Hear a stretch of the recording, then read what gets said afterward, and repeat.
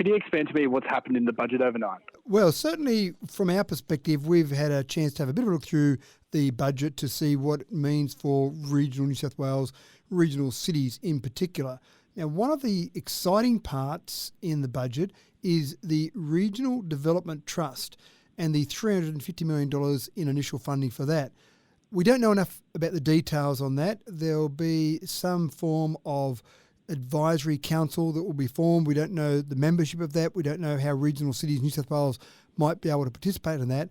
But an additional $350 million for a start is obviously good news for regional New South Wales, regional cities across New South Wales.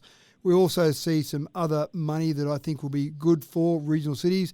$100 million for regional infrastructure to unlock some housing, so that sounds like a good thing. $70 million for some delivery of some social, affordable and private homes, so that obviously seems like a good thing there. Certainly there was a little bit of disappointment around the removal of the EV subsidy, and this probably isn't so specific to regional cities and regional New South Wales. It really is across the entire state. There'd just been a bit of momentum building. The first 6 months of this year saw 8.4% of all new car sales across the nation being EVs, and certainly those subsidies help with that. The removal of that really, when momentum was just starting to build, seems like a backward step, especially for a government that has had some pretty good credentials around looking at the environment and trying to focus on climate change. So that was a little bit disappointing. In terms of regional health and regional education, there were some amounts that we saw come through for there, and in particular, for example, in health, $538 million for construction of the Albury-Wodonga Regional Hospital, $200 million for the Bathurst Hospital redevelopment, and $250,000 for a feasibility study into future services for the Yass Hospital. And of course, roads.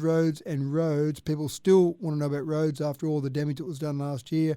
$390 million for the Regional Emergency Road Repair Fund. That was announced back in April this year, but good to see that commitment flow through.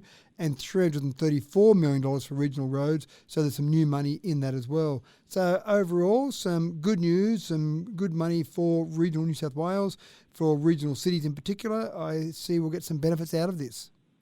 Fantastic. And if I could ask you one thing, do you think there were any room to improve regarding the budget? I'd always like to see more money for regional New South Wales, regional cities. One thing that I would love to see is some more education in terms of what we can do for attracting people to regional areas. We have put proposals to the government previously about an attraction program that we believe would be quite significant and drive more people to regional areas. No money for that. We hadn't heard there was any money for that, but that certainly would help with that. And just some minor things, we believe the methodology for forecasting growth in regional cities in terms of the government numbers about what growth we'll see. We've talked to the government several times about the fact that they seem to underestimate that.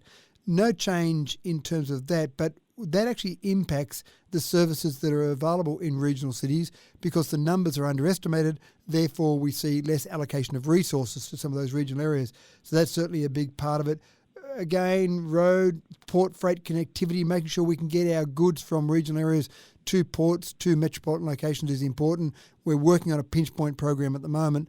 We would hope to see that there's some follow through from the money we receive to develop a pinch point program to actually fix up some of those areas that we identify. Fantastic. And is there anything else you'd like to add? I think that covers really, it's hard to do a summary for a several 100-page document, a summary in a few minutes, but hopefully that covers a few of the key points.